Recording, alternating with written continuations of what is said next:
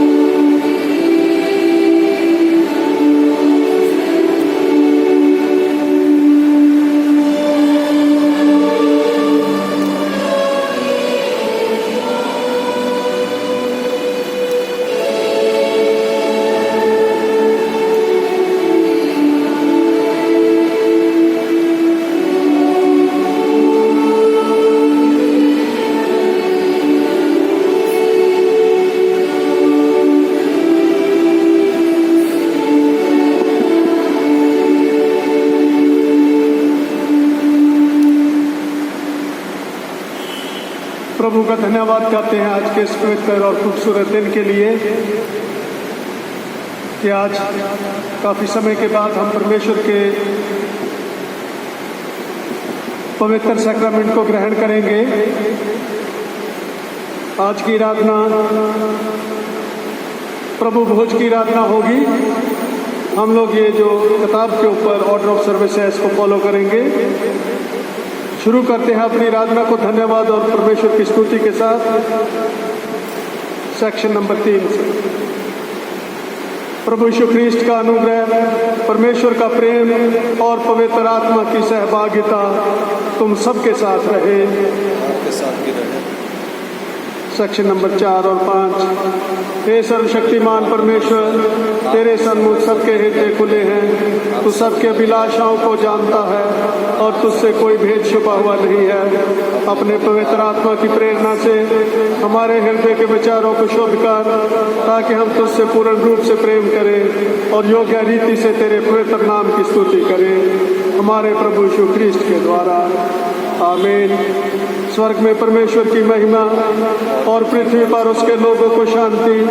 हे प्रभु परमेश्वर, स्वर्गिक राजा, सर्वशक्तिमान पिता परमेश्वर, हम तेरी आराधना करते, तुझको धन्यवाद देते और तेरी महिमा के कारण तेरी स्तुति करते हैं। हे प्रभु यीशु ख्रीस्त, परमेश्वर पिता के इकलौते पुत्र, हे प्रभु परमेश्वर, हे परमेश्वर के मेमने, तू जगत का पाप उठा ले जाता है। हम पर दया कर, तू पिता की दाहिनी और विराजमान है। हमारी प्रार्थना स्वीकार कर, क्योंकि केवल तू ही पवित्र है, तू ही प्रभु है, तू ही है यीशु ख्रीस्त पवित्र आत्मा के साथ परमेश्वर पिता की महिमा में परम उच्च है। आमीन। सर्वशक्तिमान हमारे दयावान प्रभु, एक बार फिर बड़े नम्रता, दीनता, धन्यवाद के साथ आपके चरणों में आए हैं। आज का पवित्र दिन हमारे लिए आशीष का दिन है, आपकी स्तुति करने का दिन है और आपकी आशीषों को ग्रहण करने का दिन है। होने दे पिता परमेश्वर के आपका पवित्र आत्मा हमारे हृदयों में वास करे, ताकि हम जो भी प्रार्थनाएं करें, आपकी महिमा स्तुति के लिए गीत गाएं, आपके वचनों को पढ़े, सुने या सुनाएं, सब कुछ हम सबके लिए बहुत बड़ी आशीष का कारण बने और हमारे जीवन प्रभु की इच्छा के अनुसार चलाए जा सके। हमारी इस प्रार्थना को सुन स्वीकार कर, हमारे प्रभु यीशु ख्रीस्त के पवित्र नाम से। आमीन। मंडली कृपया बैठ जाए, पवित्र बाइबल के पाठ पढ़े जाएंगे।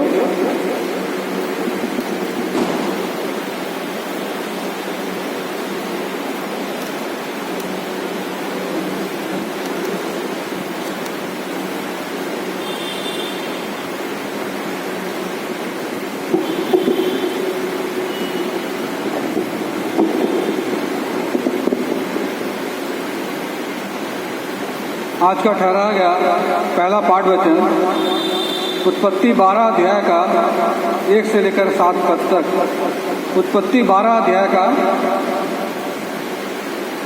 1 से लेकर के 7 पद तक। यहोवा ने अब्राहम से कहा, अपने देश और अपने कुटुंबियों और अपने पिता के घर को छोड़कर उस देश में चला जा जो मैं तुझे दिखाऊंगा, और मैं तुझसे एक बड़ी जाति बनाऊंगा और तुझे आशीष दूंगा और तेरा नाम महान करूंगा और तू आशीष का मूल होगा। जो तुझे आशीर्वाद दे उन्हें मैं आशीष दूंगा और जो तुझे कोसे उसे मैं शाप दूंगा, और भूमंडल के सारे कुल तेरे द्वारा आशीष पाएंगे। यहोवा की इस वचन के अनुसार अब्राहम चला और लूत भी उसके संग चला। और जब अब्राहम हारान देश से निकला, उस समय वह 75 वर्ष का था। इस प्रकार अब्राहम अपनी पत्नी सारे और अपने भतीजे लूत को और जो धन उन्होंने इकट्ठा किया था और जो प्राणी उन्होंने हारान में प्राप्त किए थे, सबको लेकर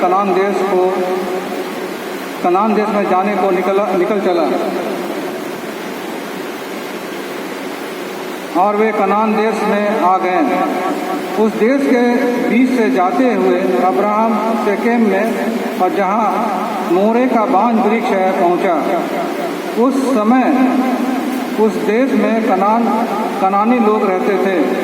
तब यहोवा ने अब्राहम को दर्शन देकर कहा, यह देश मैं तेरे वंश को दूंगा और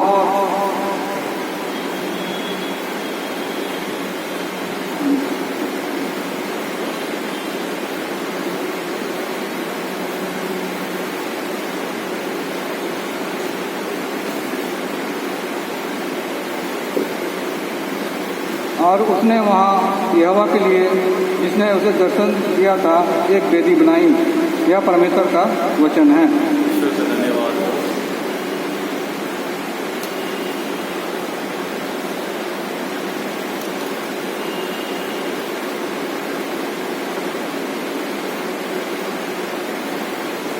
अभी के लिए ठहराया हुआ दूसरा पाठ वचन हम सुनेंगे। फिलिपियों की पत्री 3 अध्याय 4 पद से। फिलिपियों की पत्री 3 अध्याय 4 पद से पौलुस प्रेरित कहते हैं, पर मैं तो शरीर पर भी भरोसा रख सकता हूँ। यदि किसी और को शरीर पर भरोसा रखने का विचार हो तो मैं उससे भी बढ़कर रख सकता हूँ। 8वें दिन मेरा खतना हुआ। इस्राएल के वंश और बिन्यामीन के गोत्र का हूँ। इब्रानियों का इब्रानी हूँ। व्यवस्था के विषय में यदि कहो तो फरीसी हूँ। उत्साह के विषय में यदि कहो तो कलीसिया का सताने वाला, और व्यवस्था की धार्मिकता के विषय में यदि कहो तो निर्दोष था। परंतु जो बातें मेरे लाभ की थीं उन्हीं को मैंने मसीह के कारण हानि समझ लिया है। वरन मैं अपने प्रभु यीशु मसीह की पहचान की उत्तमता के कारण सब बातों को हानि समझता हूँ, जिसके कारण मैंने सब वस्तुओं की हानि उठाई और उन्हें कूड़ा समझता हूँ, जिससे मैं मसीह को प्राप्त करूँ और उसमें पाया जाऊँ, न कि अपनी उस धार्मिकता के साथ जो व्यवस्था से है, वरन उस धार्मिकता के साथ जो मसीह पर विश्वास करने के कारण है और परमेश्वर की ओर से विश्वास करने पर मिलती है। और मैं उसको और उसके मृत्युंजय की सामर्थ को और उसके साथ दुखों में सहभागी होने के मर्म को जानूं और उसकी मृत्यु की समानता को प्राप्त करूं, ताकि मैं किसी भी रीति से मरे हुओं में से जी उठने के पद तक पहुंचूं। यह परमेश्वर का वचन है। परमेश्वर का धन्यवाद।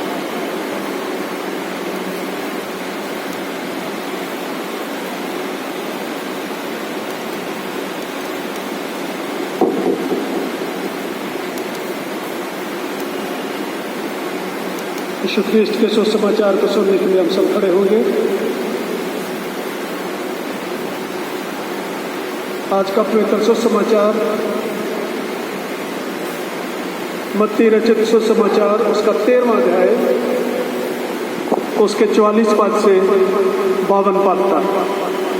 हे प्रभु यीशु ख्रीस्त, तेरी स्तुति हो।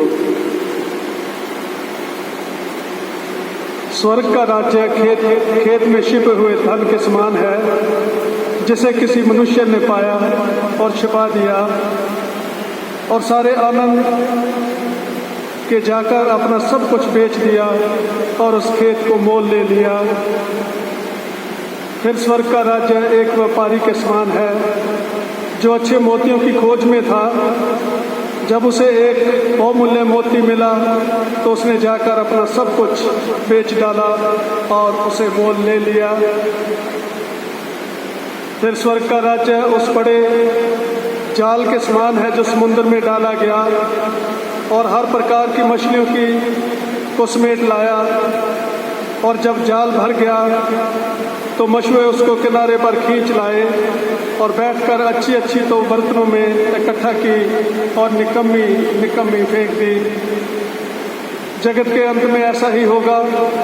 स्वर्गदूत आकर दुष्टों को धर्मियों से अलग करेंगे और उन्हें आग के कुंड में डालेंगे, जहाँ रोना और दांत पीसना होगा। क्या तुम में से सब बातें समझी? उन्होंने उससे कहा, हाँ।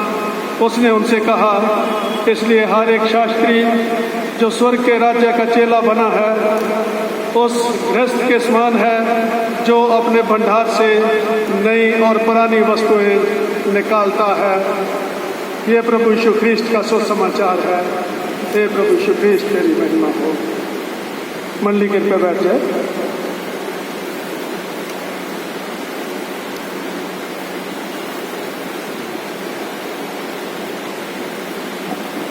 प्रभु यीशु ख्रीस्त के अपने उद्धारकर्ता प्रभु यीशु ख्रीस्त के बहुत ही धन्यवादी हैं कि उसने आज फिर से एक हमें बहुत ही शुभ अवसर दिया ताकि हम उसके घर में आएँ, उसकी महिमा करें, उसकी स्तुति करें। इसीलिए उसने हमें चुना और ठहराया भी है। और इसलिए भी कि हम उसके वचनों को पढ़ते रहें, क्योंकि वचन पढ़ने से और सुनने से हमारा मार्गदर्शन होता है, हमें एक रास्ता मिलता है, एक दिशा मिलती है, और उस दिशा की तरफ बढ़ने के लिए भी हमें उस प्रभु परमेश्वर की सामर्थ्य की आवश्यकता होती है। आइए उस दिशा को, उस आशीष को पाने के लिए सबसे पहले प्रभु का धन्यवाद करें, और प्रभु के पवित्र नाम से मैं सबको यीशु सहाय कहता हूँ। यीशु सहाय, प्रभु का धन्यवाद हो। और आइए उसके वचनों को समझने के लिए प्रभु से आशीष भी मांगते हैं। छोटी सी प्रार्थना करेंगे। धन्यवाद प्रभु पिता परमेश्वर, आज के इस सुंदर अवसर के लिए जो आपने हमें दिया। इस समय को हमारे लिए बहुत बड़ी आशीष का समय बना, ताकि हमारे जीवन आपके आशीष से भर जाएं और हम आगे बढ़े, और आगे बढ़ते हुए पिता परमेश्वर बहुत से लोगों को यीशु के सुसमाचार को सुनाएं, बताएं, ताकि वो भी परमेश्वर के राज्य में प्रवेश कर सकें। हम अपने आप को और इस समय को आपके पवित्र हाथों में देते हुए इस प्रार्थना को आपके प्रिय पुत्र अपने उद्धारकर्ता प्रभु यीशु ख्रीष्ट के पवित्र नाम से मांगते हैं, आमीन। आज कुछ एक बातें हम सुनेंगे परमेश्वर के वचनों से, क्योंकि प्रभु का धन्यवाद ही देना चाहिए हर बात के लिए, हर समय के लिए, हर आशीष के लिए, इस जीवन के लिए। और जब हम धन्यवादी बन जाते हैं, इसका मायने ये होता है कि वो प्रभु हमेशा हमारे साथ रहता है और हम उसको याद करते हैं, और जो भी कार्य, जो भी काम हमारे जीवन से होते हैं, वो प्रभु की इच्छा के अनुसार अगर होंगे तो डेफिनेटली हम उसको धन्यवाद ज़रूर देंगे, क्योंकि हमारे जीवन को चलाने वाला, हमारे जीवन में कामयाबी देने वाला, तंदुरुस्ती देने वाला, सेहत देने वाला, अच्छा परिवार देने वाला, हमारे बच्चों का भविष्य देने वाला वो एक प्रभु है, और वो है हमारा उद्धारकर्ता प्रभु यीशु ख्रीष्ट। कुछ एक बातें मैं आपसे आज बांटूंगा पवित्र वचनों में से। सबसे पहली बात इब्राहिम के बारे में बताई गई है कि इब्राहिम जो है, जिसको हम अपना विश्वासियों का पिता भी मानते हैं, जैसे हमारे देश का पिता किसको मानते हैं? कौन है? बापू महात्मा गांधी, उसको मानते हैं, क्योंकि उसने भी एक दिशा दी और एक बहुत बड़े जो गुलामी में लोग जी रहे थे उसमें से निकालने के लिए उसने अपना योगदान दिया। इसी तरह से अगर बाइबल को देखें तो विश्वासियों का पिता इब्राहिम को माना जाता है, और उसके जीवन के बारे में जो सबसे बड़ी बात आज हम सीखेंगे वो ये थी कि वो उस परमेश्वर के राज्य की खोज में था। एक बात और आपको बता देता हूँ, इब्राहिम जो है, जो पहले अब्राम था, इब्राहिम उसको बना दिया परमेश्वर ने, क्योंकि उसने विश्वास किया। वो बुत परस्ती करने वाला एक व्यक्ति था, उसको पता ही नहीं था कि वो परमेश्वर, वो जो यहोवा है वो कौन है, जब तक उस परमेश्वर ने अपने आप को उसके ऊपर जाहिर नहीं कर दिया। उसको नहीं मालूम था कि वो परमेश्वर कौन है, लेकिन एक बात उसके मन में रहती थी कि परमेश्वर है। वो कौन है वो नहीं उसको पता था, लेकिन वो बुत परस्ती और जो भी जैसे उसको रीति रिवाज मिले उन्हीं के अनुसार अपना जीवन चलाने लगा। लेकिन जब परमेश्वर का उसके ऊपर अनुग्रह हुआ और परमेश्वर ने उसके पास जाके उससे बातें की, और अगर आप उसका पहला ही वचन पढ़ें, 12 अध्याय का पहला वचन उत्पत्ति का, उसमें लिखा हुआ है, उसने कहा उठ, इब्राहिम को उठने के लिए कहा, और फिर उसको कहा कि सब कुछ छोड़, everything you have to leave now. क्या क्या था उसमें? उसका एक बड़ा परिवार, उसका घर बार, क्योंकि उस समय के अनुसार वो बहुत ही रिच व्यक्ति था, बहुत अमीर आदमी था। लेकिन परमेश्वर ने क्या कहा कि सबको छोड़ और मेरी आवाज़ को सुन। मंजिला पढ़िए, उत्पत्ति 12 अध्याय, उसका पहला पद और दूसरा पद।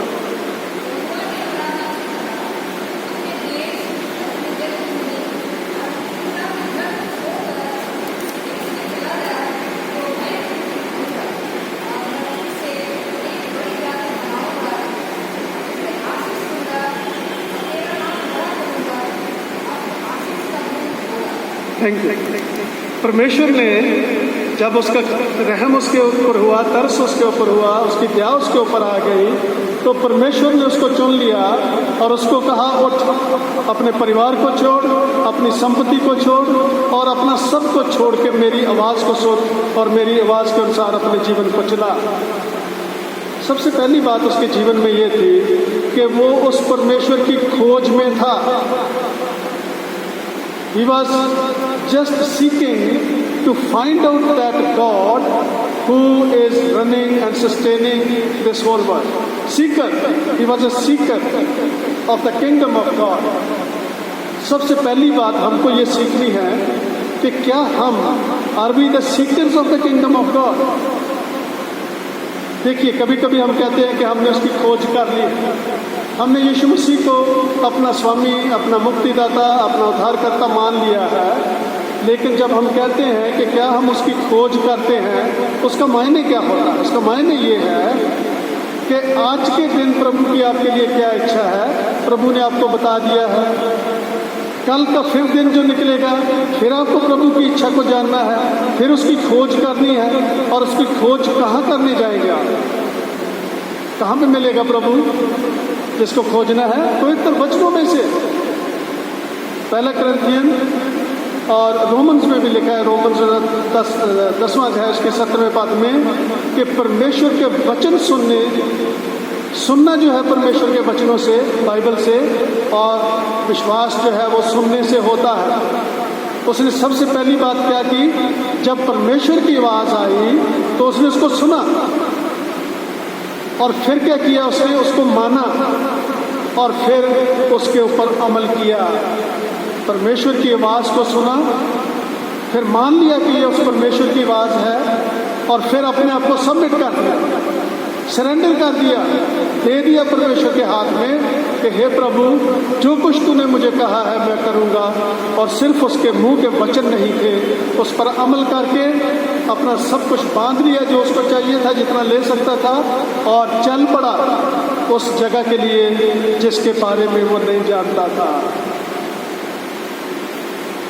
अगर आज हम उसके किंगडम, उसके राज्य को समझने की कोशिश करें तो संपूर्ण तौर पे हो सकता है कि हमको उसकी समझ ना आए कि वो राज्य कैसा होगा, यीशु मसीह कहाँ पर बैठ के राज्य करेगा, उसके लोग कहाँ पर बैठेंगे, उनके कहाँ कहाँ पे घर होंगे स्वर्ग के अंदर। उस पूरी बात को हम आज नहीं समझ सकते, लेकिन उसके बारे में जान सकते हैं। आज उन वचनों पर भरोसा कर सकते हैं जो परमेश्वर ने हमें दिए हैं, और उसी से ही हमारा विश्वास बनता है।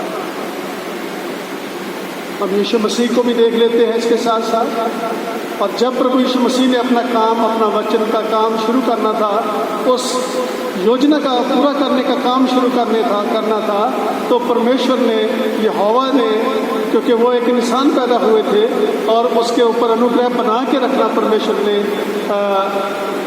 ठीक समझा। और उसमें लिखा हुआ है कि पवित्र आत्मा जो है उसको कहाँ पर ले गया? जंगल बियाबान में ले गया, ताकि शैतान से उसकी परीक्षा। मत्ती उसका 4 अध्याय उसका 8 और 9 पद पढ़ते हैं, उससे थोड़ा समझ आएगा कि उस शैतान को, देखिए, जब परमेश्वर की आवाज़ आती है, कभी आपने सुनी परमेश्वर को आपके साथ बोलता हुआ? कभी उसने बात की आपसे? कभी सुनी आवाज़ परमेश्वर की? हम रोज़ सुनते हैं, आप वचन सुनते हैं, परमेश्वर की आवाज़। जब आप बाइबल पढ़ते हैं, परमेश्वर की आवाज़ है, परमेश्वर आपके साथ बात करता है। लेकिन इसी तरह से शैतान जो है वो भी हमारे सामने बहुत सी ऐसी परिस्थितियाँ लेके आता है। देखिए, हम आगे जाएंगे नए नियम में भी, जिसमें खजाने को पाने की बात है, एक बहुत बड़े मोती को हासिल करने वाली बात है। लेकिन आज हमको ये तो सबसे पहले जानना ज़रूरी है कि हम चाहते क्या हैं अपने जीवन के अंदर। हर एक के जीवन का कुछ ना कुछ आकांक्षाएं होती हैं, उसका एक मन में कुछ बात, डिज़ायर्स होती हैं जिसको पाना चाहता है। लेकिन पाने के बाद भी क्या हम सेटिस्फाइड होते हैं? देखिए, मैं कभी कभी बहुत से घरों में जाते हैं, कभी कोई घर में भी तनाव हो जाता है हस्बैंड वाइफ के अंदर, कभी बच्चों के साथ, माता पिता के साथ। तो ऐसे तनाव में जब हम देखते हैं तो वही चीज़ें जो उन्होंने परमेश्वर से मांगी थी कि हमको अच्छा पति चाहिए वो मिल जाता है, बच्चे चाहिए वो मिल जाते हैं, लेकिन कभी कभी वही जो परिस्थितियां हैं आदमी को बहुत एक भार नजर आती है। वो कभी कभी ऐसा महसूस करने लगते हैं कि हमने शादी करके गलती की, बच्चे एक मांगा वो मिला, 2 मांगे मिला, 3 मांगे वो भी मिल गए, लेकिन कभी कभी वही बच्चे कभी हमें बोझ लगने शुरू हो जाते हैं। कैसी मुसीबत है, एडमिशन नहीं मिल रहा, फीस नहीं दे पा रहे, बच्चे आगे अच्छा नहीं कर रहे, तो कभी कभी हम ऐसा बोलना शुरू कर देते हैं। लेकिन क्या आशीषों को पाने के बाद सबसे पहले हमने प्रभु का धन्यवाद किया? क्या उन आशीषों को इस्तेमाल कैसे किया जाए, उनको कैसे बनाया, सुधारा या संवारा जाए, इसकी भी हमने प्रभु से प्रार्थना की थी, वो भी करनी जरूरी है। और क्या उस आशीष को पाने के बाद हमने प्रभु के चरणों में झुक के उसका धन्यवाद किया ताकि प्रभु की उस पर आशीष हो। 8वें और 9वें पद में शैतान कहता है उस परमेश्वर की बात सुनने की आवश्यकता नहीं है, और उस परमेश्वर को, परमेश्वर के पुत्र को ही कहता है कि मैं इस संसार का क्या हूँ, राजा हूँ, और सब कुछ मेरे अधिकार में है, ये सब कुछ मैं तुझे देने के लिए तैयार हूँ, लेकिन तुझे मुझे सिजदा करना होगा। पढ़िए मत्ती 4 अध्याय उसका 8 और 9 पद। मत्ती 4, 8 और 9 पद किसी को मिल जाता पढ़िए।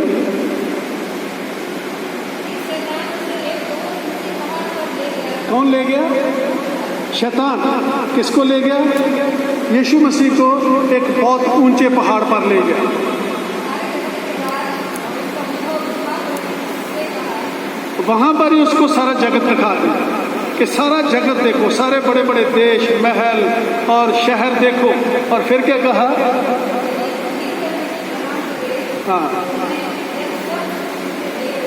कहता यदि तू मुझे झुककर सलाम करे, सिजदा करे, प्रणाम करे, तो मैं क्या करूंगा? सब कुछ तुझे दे दूंगा। धन्यवाद। बैठ जाए। शैतान की बात कभी कभी ये सुनने में बहुत मीठी लगती है, कभी कभी अच्छी लगती है।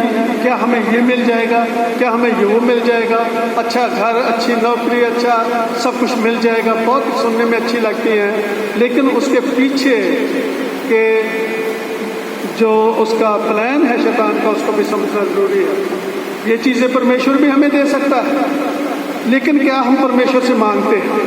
लेकिन जब प्रभु यीशु मसीह के सामने ये इतनी बड़ी परिस्थिति आ गई, शैतान उसके सामने खड़ा हो गया। वो एक परमेश्वर भी थे, लेकिन एक इंसान के तौर पर उसके सामने खड़े थे। उन्होंने परमेश्वर में होकर उसका मुकाबला किया, और जो हथियार, जो वेपन्स उस समय यीशु मसीह ने इस्तेमाल किए थे, आज वो सब हमारे पास भी हैं, अवेलेबल है। सबसे पहला था, उन्होंने उसी वचन को शैतान को भी बता दिया कि इंसान सिर्फ इस रोटी से नहीं जीता, बल्कि परमेश्वर के हर एक वचन से जो उसके मुंह से निकलता है। फिर पवित्र आत्मा से भर के वो जंगल बियाबान में गया था, उसका भी उसने इस्तेमाल किया। और तीसरा उसके जीवन में सबसे बड़ा पावरफुल वेपन था प्रेयर।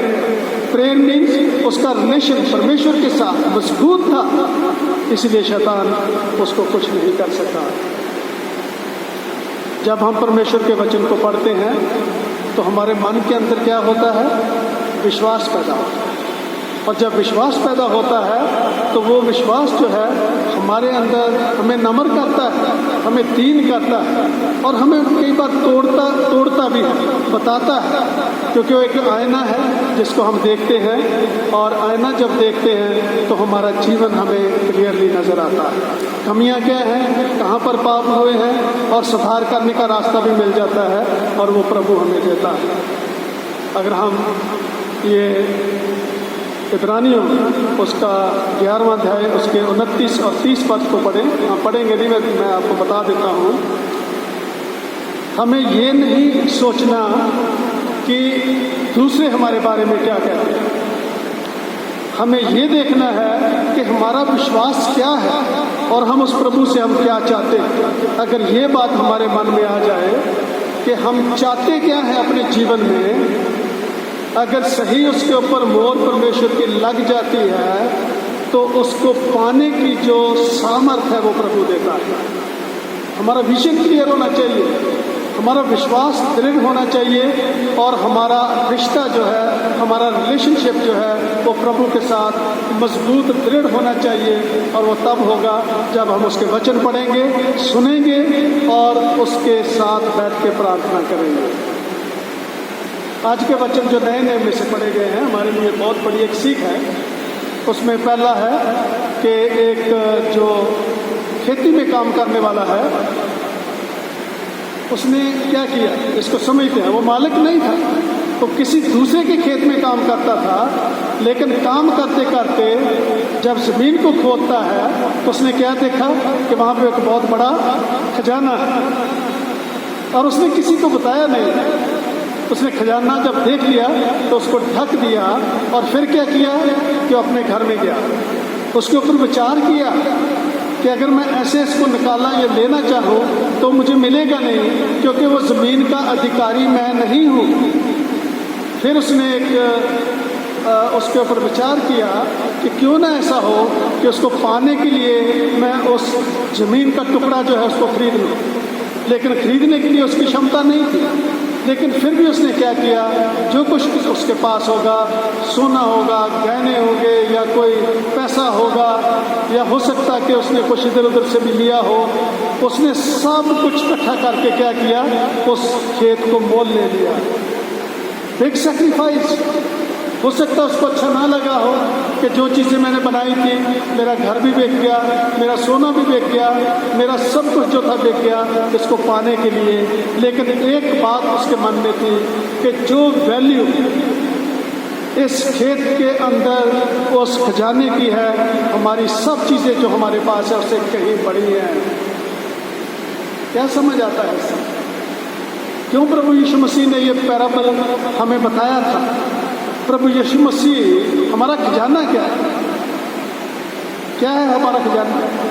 हम क्या पाना चाहते हैं पूरे जीवन में? कुछ तो बनाना चाहते हैं, कुछ पाना चाहते हैं, और सबसे बड़ा खजाना जो है, यीशु मसीह ने क्या कहा था कि धन की जब बात होती है तो धन के ऊपर चले जाता है, हमारी प्रॉपर्टी के ऊपर चले जाता है। यीशु मसीह ने कहा इन पर ज़्यादा ध्यान देने की आवश्यकता नहीं है, तुम उस पर ध्यान करो जो इन सब चीज़ों का मालिक है, और अपना धन यहाँ पर नहीं वहाँ पर इकट्ठा करो, स्वर्ग में इकट्ठा करो। और आज अगर हम देखें तो हमारे जीवन में सबसे बड़ा, अगर आप कोई सोचे कि तोहफा पाया है तो क्या है?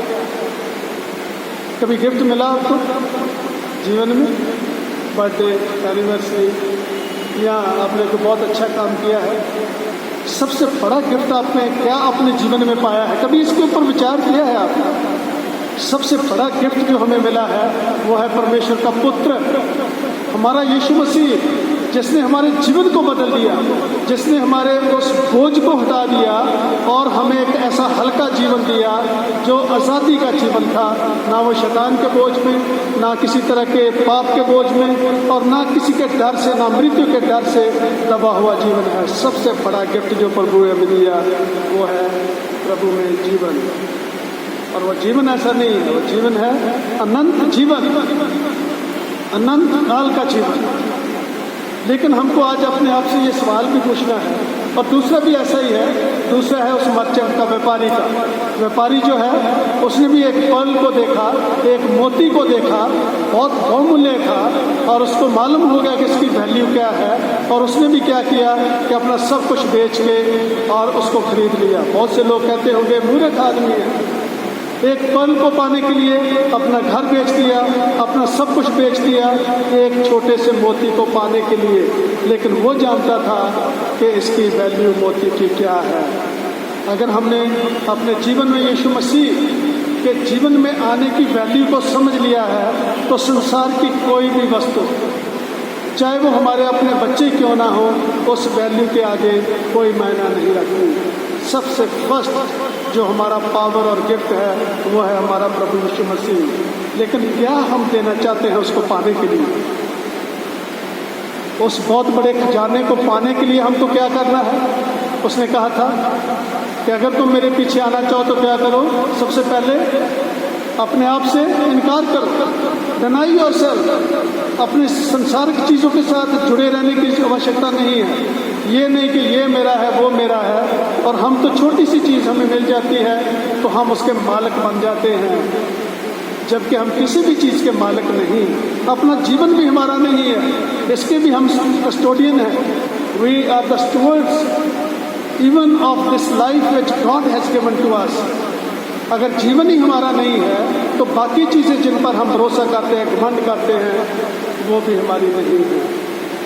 उनकी परख के लिए, हीरे की परख के लिए, खजाने को जानने के लिए आपको एक ज्ञान होना ज़रूरी है, और वो ज्ञान, वो हीरा जिसको आपने देख लिया है, पहचान लिया है, हमारा यीशु मसीह है, उसको पाने के लिए भी हमको ज्ञान चाहिए कि उसको कैसे हासिल किया जा सकता है। और उसको हासिल करने के लिए वचन पढ़ेंगे तो प्रभु यीशु मसीह हमको बता देंगे कि हमको क्या करना है।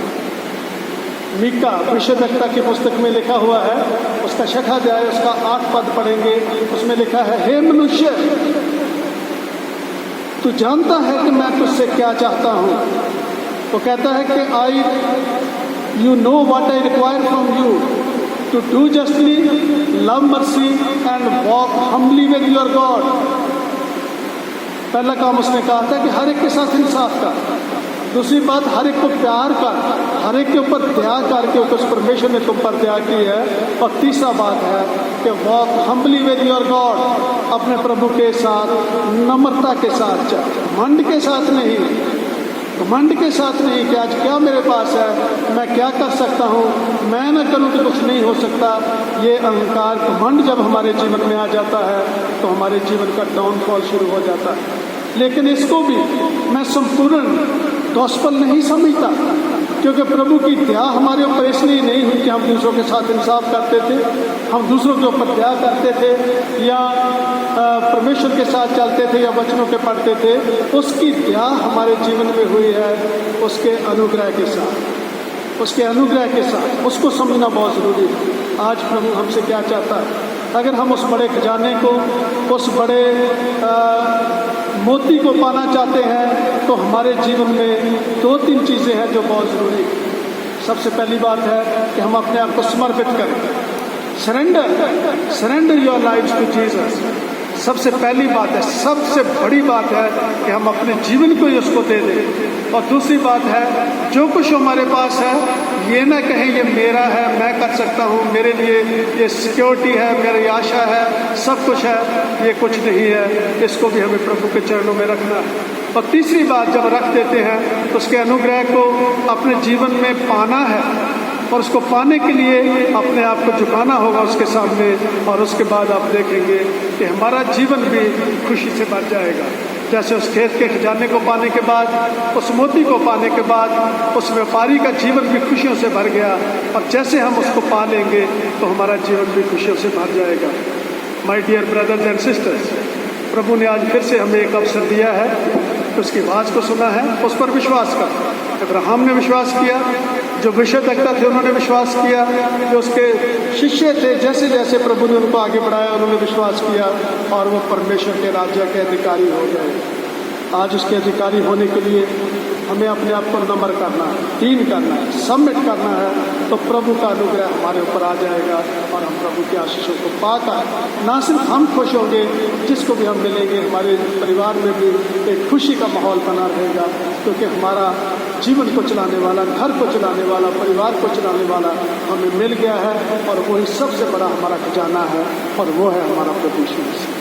आइए इस बात पर विश्वास करें और इस पर अमल करने के लिए, उसकी सामर्थ को पाने के लिए अपने आप को सबमिट करें, तो प्रभु की दया और कृपा हमारे जीवन में आज इसी वक्त बन जाए।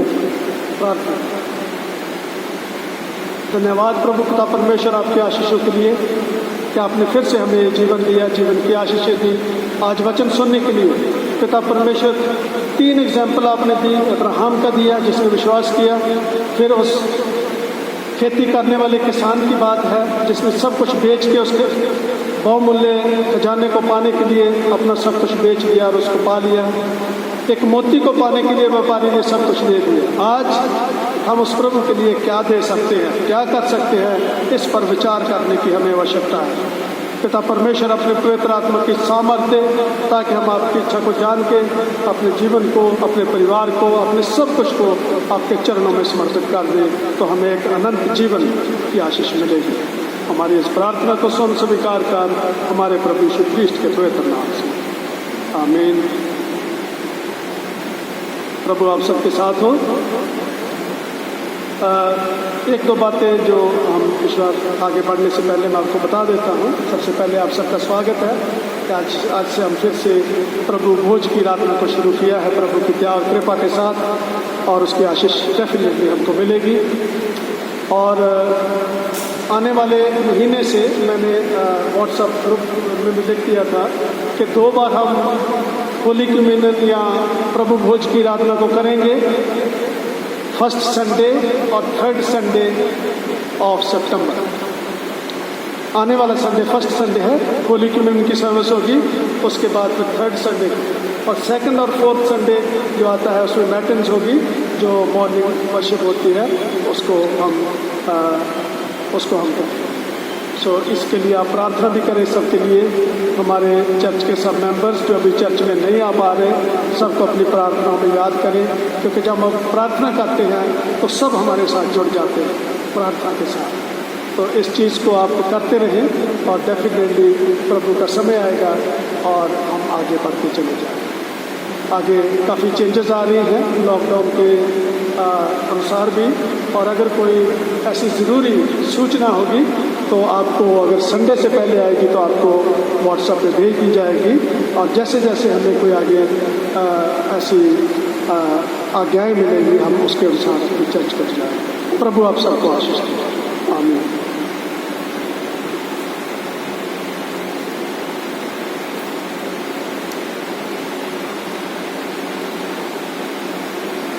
हम सब खड़े हो जाए और विश्वास को करेंगे।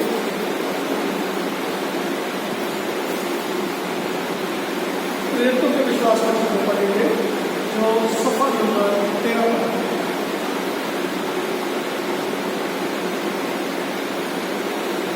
एक साथ पढ़ेंगे।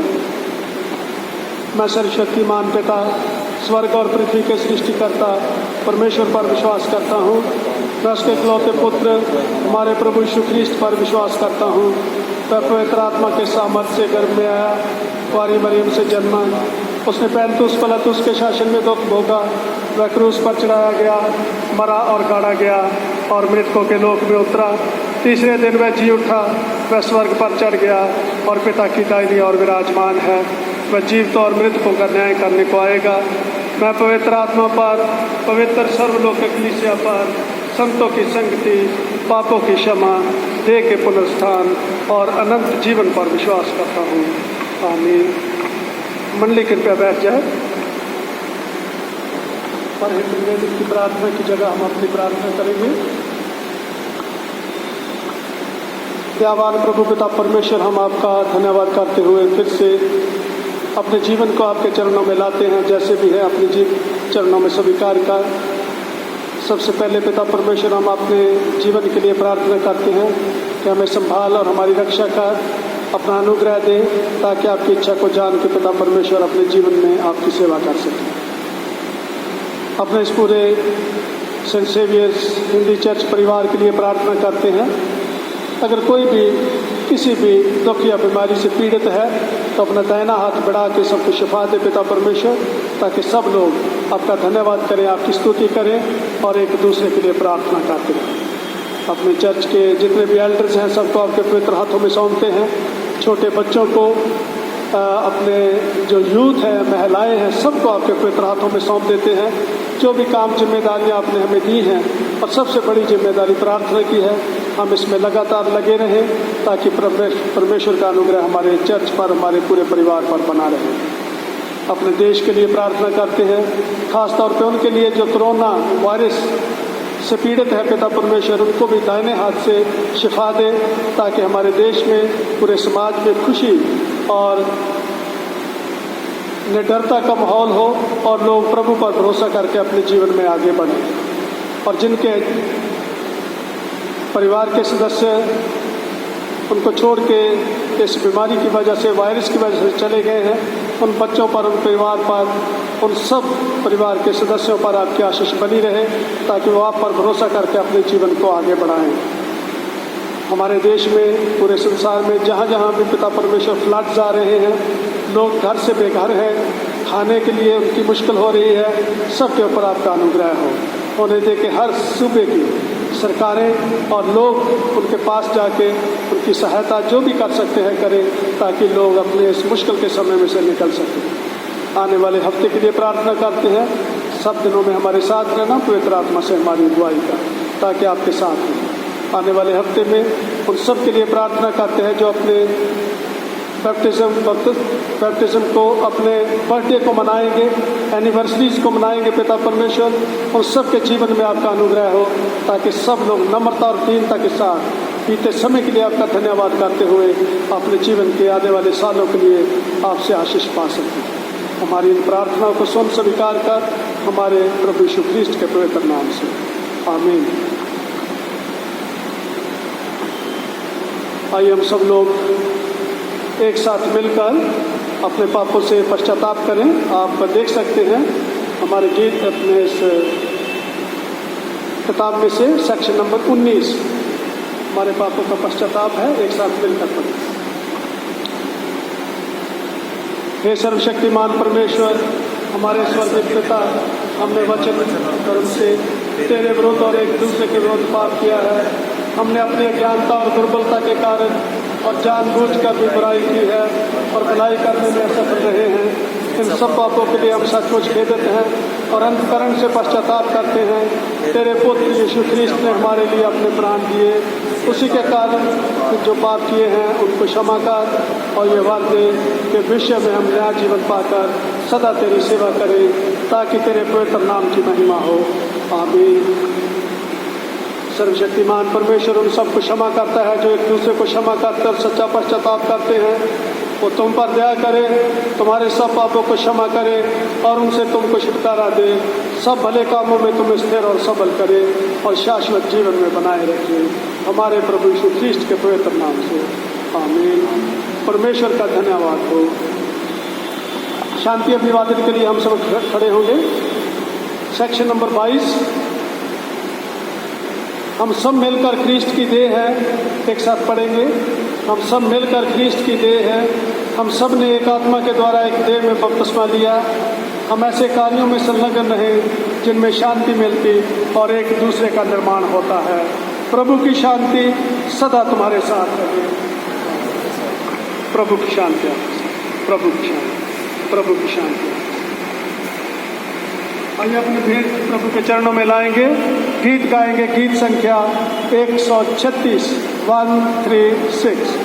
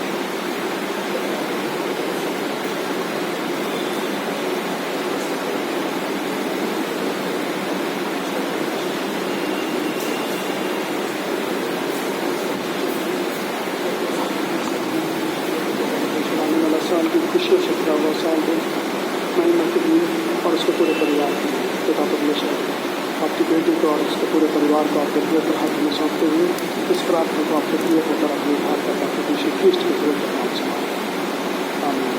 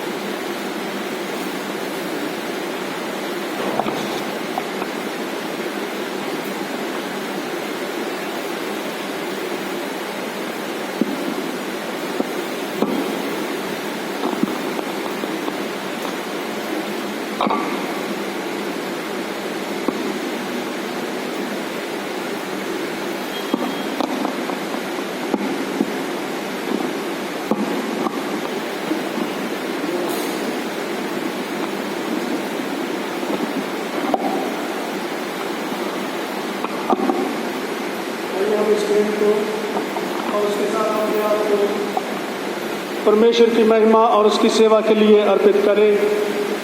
सर्वशक्तिमान परमेश्वर, जगत के सृष्टिकर्ता, सब वस्तुएं तुझसे ही प्राप्त होती हैं और तेरी ही संपत्ति में से हम तुझको भेंट चढ़ाते हैं। हम तुझसे बेनती करते हैं कि तू इस दान को, रोटी एवं दाखरस के इस भेंट को अपने नाम की महिमा और अपने लोगों की भलाई के लिए स्वीकार कर, हमारे प्रभु यीशु ख्रीष्ट के द्वारा। आमीन। प्रभु यहाँ उपस्थित है, हमारे साथ है। अपने मन स्वर्ग की ओर उठाओ। हम उनको प्रभु की ओर उठाते हैं। हम अपने प्रभु परमेश्वर को धन्यवाद दें। इसका धन्यवाद और स्तुति करना उचित है। हे पवित्र पिता, स्वर्ग के राजा, सर्वशक्तिमान और सदा जीवित परमेश्वर, ये उचित ही नहीं वरना हमारा कर्तव्य और आनंद भी है कि हम हर समय और हर जगह तेरे इकलौते पुत्र हमारे प्रभु यीशु ख्रीष्ट के द्वारा तुझको धन्यवाद दें और तेरी स्तुति करें। वही तेरा सत्य और जीवित वचन है। उसी के द्वारा तूने आदि से सब वस्तुओं की सृष्टि की और हमें अपने स्वरूप में बनाया। उसी के द्वारा तो इस संसार में आने वाले प्रत्येक व्यक्ति को प्रकाशित करता और तूने युग युग में नबियों और विद्वानों को नियुक्त किया कि वो तेरा मार्ग दिखाए। उसी के द्वारा तूने हमें पाप के बंधन से मुक्त किया है। तूने उसे दे दिया कि वो हमारे लिए मनुष्य बने, क्रूस पर अपना प्राण दे और मृतकों में से फिर जी उठे। उसी के द्वारा तो अपना पवित्र और जीवनदायक आत्मा पर हमें प्रदान करता है, जिससे हम तेरी संतान बने और तेरी नई सृष्टि के प्रथम फल हों। इसलिए संतों और स्वर्गदूतों के साथ जो तेरे सिंहासन के सामने निरंतर तेरी स्तुति करते हैं, हम भी तेरी नाम की महिमा का गान करते और यह कहकर तेरी सराहना करते हैं। पवित्र पवित्र पवित्र प्रभु, प्रतापी और सर्वसमर्थी परमेश्वर, स्वर्ग और पृथ्वी तेरे ऐश्वर्य से परिपूर्ण है। परम धाम में होशाना। मंडली कृपया बैठ जाए। हे स्वर्गिक पिता, अपने पुत्र हमारे उद्धारकर्ता प्रभु यीशु ख्रीस्ट के द्वारा हमारे स्तुति गान को स्वीकार कर हमें जो अब उसके नमूने पर चलते और उसकी आज्ञा का पालन करते हैं, ये वादे के तेरे आत्मा के सामर्थ्य से रोटी और दाख रस की ये भेंट हमारे लिए उसी की देह और रक्त हो जो हमारे निमित्त मरा और जी उठा। जिस रात प्रभु यीशु ख्रीस्ट पकड़वाया गया, उसने रोटी ली और तेरा धन्यवाद करके तोड़ी और अपने शिष्यों को दी और कहा, लो खाओ, ये मेरी देह है जो तुम्हारे लिए दी जाती है, मेरी स्मृति में ऐसा ही किया करो।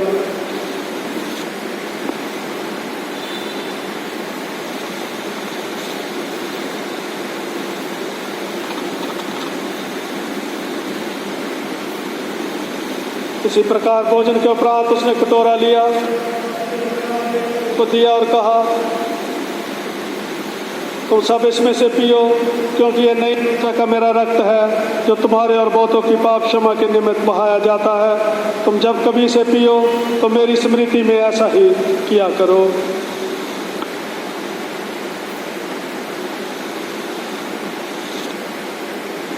इसलिए हे स्वर्गिक पिता, उसी की स्मृति में हम इस रोटी और दाख रस को प्रत्येक करते हैं और हम उसके क्रूस पर एक ही बार समर्पित सिद्ध बलिदान को, उसके मृतकों में से पुनरुत्थान को और स्वर्ग में उसके रोहण को आनंद से मनाते और घोषित करते हैं और हम उसकी महिमा सहित आने की प्रतीक्षा करते हैं।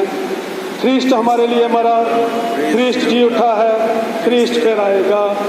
इसलिए हे दयालु पिता, उसी हमारे महापुरोहित के द्वारा धन्यवाद एवं स्तुति की हमारी इस बलि को स्वीकार कर और जब तेरी ईश्वरीय महिमा के समक्ष हम इन पवित्र उपहारों को खाते और पीते हैं, तो तू हमें अपने आत्मा के द्वारा नवजीवन दे, अपने प्रेम से प्रोत्साहित कर और अपने पुत्र हमारे प्रभु यीशु ख्रीस्ट की देह में हमें संयुक्त कर। उसी के साथ और उसी में और उसी के द्वारा पवित्र आत्मा के सामर्थ्य से ये सर्वशक्तिमान पिता उन सब भक्तों के साथ जो पृथ्वी और स्वर्ग में तेरे समक्ष उपस्थित है, हम तेरी आराधना करते और अनंत स्तुति का गान करते हैं। धन्यवाद, आदर, महिमा और पराक्रम युगन युग तेरे ही हों। आमीन।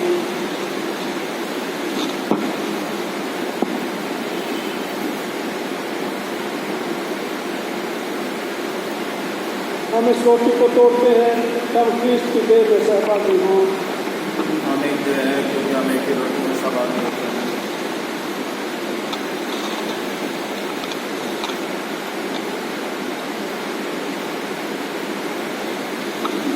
हम इस कटोरे के द्वारा जिस पर हम आशीष मांगते हैं, ख्रीस्ट के रक्त में सहभागी हैं। जिस प्रकार हमारे उद्धारकर्ता यीशु ख्रीस्ट ने सिखाया है, हम प्रार्थना करते हैं।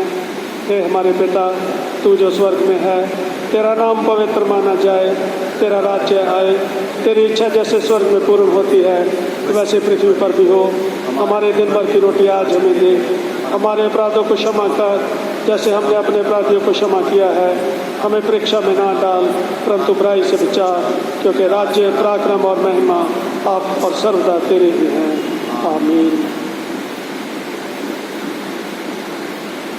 हे दयामय प्रभु, हम अपनी धार्मिकता पर नहीं परंतु तेरी बड़ी और बहुविधि दया पर भरोसा करके तेरी इस मेज के पास आने का साहस करते हैं। हम तो इस योग्य भी नहीं कि जो चूर चार तेरी मेज पर से गिरते हैं चुने, पर तू वही प्रभु है जिसका स्वभाव सदा दया करना है। इसलिए हे कृपालु प्रभु, हमको ये वाद दे कि तेरे प्रिय पुत्र यीशु ख्रीस्ट के मांस को ऐसे खाएं और उसका रक्त ऐसे पिए कि हमारी देह और आत्मा जो पाप से अशुद्ध हुई है उसकी मूल्य देह और रक्त से शुद्ध हो जाएं और हम उसमें और वो हम में सदा सर्वदा रहे। आमीन।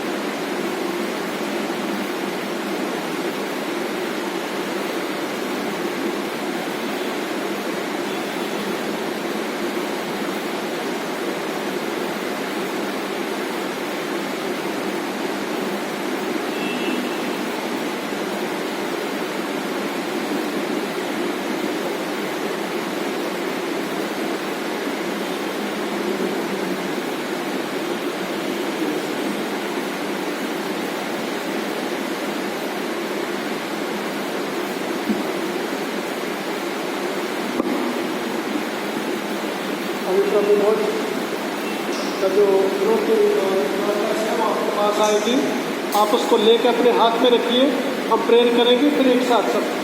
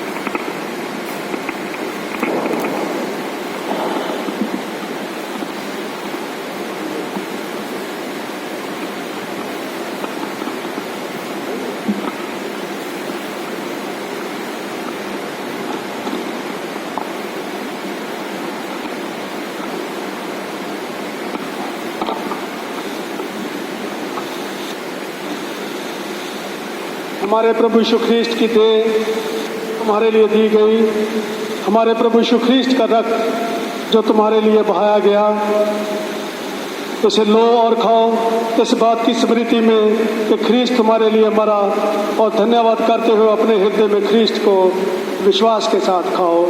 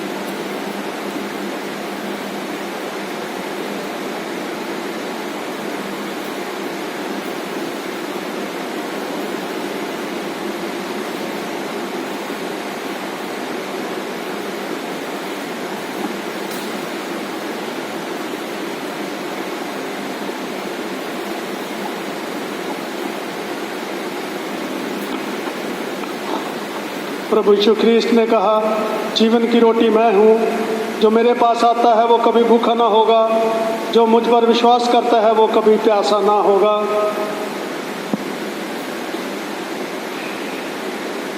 हमने विश्वास के साथ इस पवित्र संस्कार को ग्रहण किया है। आइए हम परमेश्वर का धन्यवाद करें। हे सर्वशक्तिमान परमेश्वर, हम तुझको धन्यवाद देते हैं कि तूने अपने पुत्र यीशु ख्रीस्त की देह और रक्त के आत्मक भोजन से हमें तृप्त किया है। अब हम उसी के द्वारा अपने आप को जीवित बलिदान होने के लिए तेरे सन्मुख अर्पण करते हैं। ये वर देह कि हम तेरे पवित्र आत्मा के सामर्थ्य से परिपूर्ण होकर यहाँ से विदा हो और अपने जीवन तथा सेवा के द्वारा हर समय तेरी महिमा प्रकट करें। आमीन।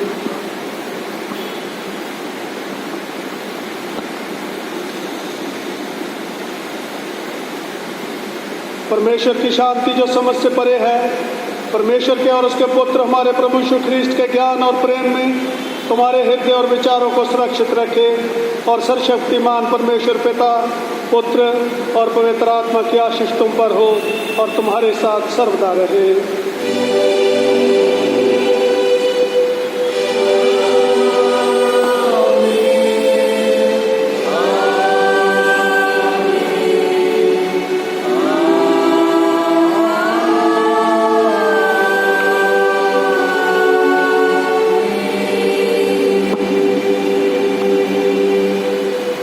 प्रभु की महिमा करेंगे, आखिरी गीत गाएंगे। गीत संख्या 262। गीत नंबर 262।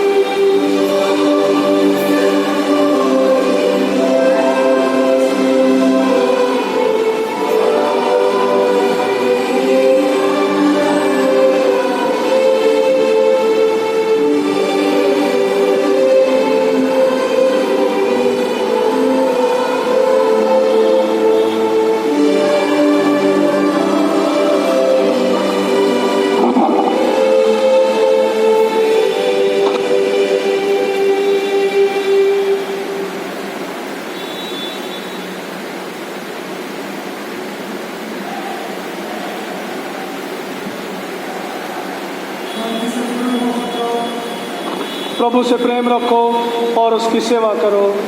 ख्रीस्ट के नाम में आमीन।